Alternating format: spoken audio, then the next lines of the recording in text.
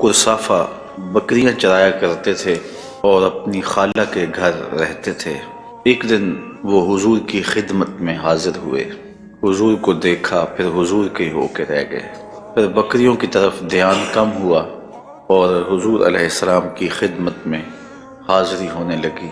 تو ان کی خالہ کو پتہ چلا تو انہوں نے ابو قرصافہ کو منع کیا کہ تم ان کے پاس ملنے کے لیے نہیں جاؤ گے۔ پھر وہ رہ نہ سکے۔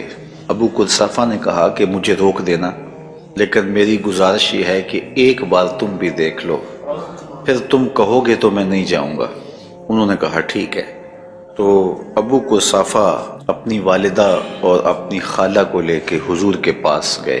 تو حضور کی زیارت کے بعد جب واپس پلٹے، ابو قرصافہ کی آرزو یہ تھی اب میں دیکھوں کہ میری ماں اور میری خالہ حضور کے بارے میں کیا کہتے ہیں۔ تو ابو قرصافہ اپنی ماں اور اپنی خالہ کو دیکھ رہے تھے کہ یہ حضور کے بارے میں کیا کہتے ہیں۔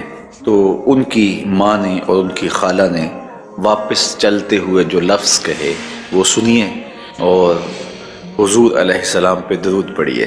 تو ابو قرصافہ نے پوچھا کہ بتاؤ پھر حضور کیسے ہیں؟ تو انہوں نے کہا ہم نے اس شخص جیسا شخص زندگی میں دیکھا ہی نہیں، ہم نے اتنا سونا چہرہ کسی کا نہیں دیکھا، اور جتنا پاکیزہ لباس اس نے پہنا ہے ہم نے کسی کا ستھرا اور پاکیزہ لباس کسی کا نہیں دیکھا، اور جتنی میٹھی گفتگو اس کی ہے کسی اور کی ہم نے سنی نہیں ہے۔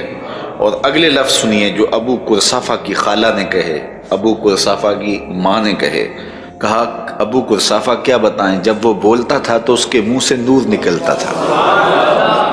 حضرت ابو ہریرہ رضی اللہ تعالیٰ عنہ فرماتے ہیں میں نے کسی چیز کو بھی حضور سے زیادہ سونا نہیں دیکھا، کوئی شے نہیں دیکھی جو حضور سے زیادہ حسین ہو، اور سورج ایسے تھا جس طرح حضور کے رخساروں میں چلتا ہو۔